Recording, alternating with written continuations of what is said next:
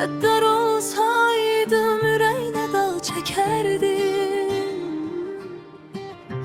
Heyf ki şairəm, həsrətini çəkirəm. Külək olsaydım saçlarını çəngəlib yolardım. Heyf ki şairəm, sözlərdən heykəlini yoluram. Bir daş olsaydım ürəyində asılardım. Verdiğin acıları yaşattırardım sənə. Heyf ki mən naziməm, yalnız sevməyi bacarıram. Anam verdi bu sevgini mənə.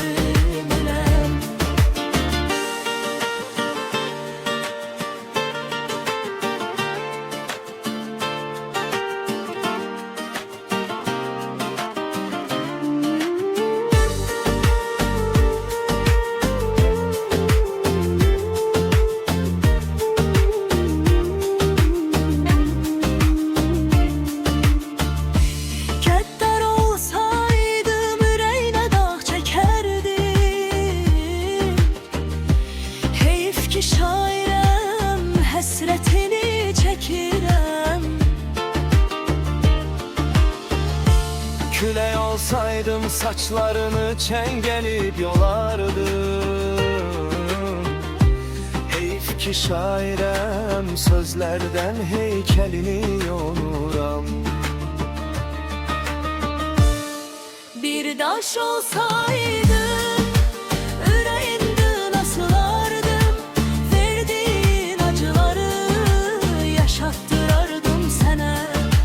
Heyf ki mən naziməm, yalnız sevməyi bacarıram. Anam verdi bu sevgini mənə. Bir daş olsaydım yüreğinden asılardım. Heyf ki ben nazimem, yalnız sevmeyi bacarıram. Anam verdi bu sevgini mənə. Bir daş olsaydım yüreğinden asılardım. Verdiğin acıları yaşattırardım sənə.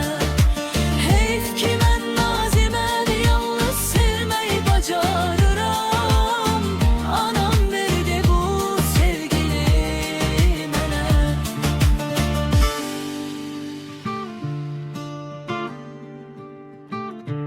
Qəddar olsaydım ürəyinə dağ çəkərdim.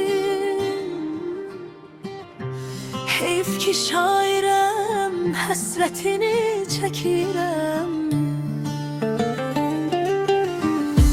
Külək olsaydım saçlarını çəngelib yolardım. Heyf ki şairəm, sözlərdən heykəlini yoluram.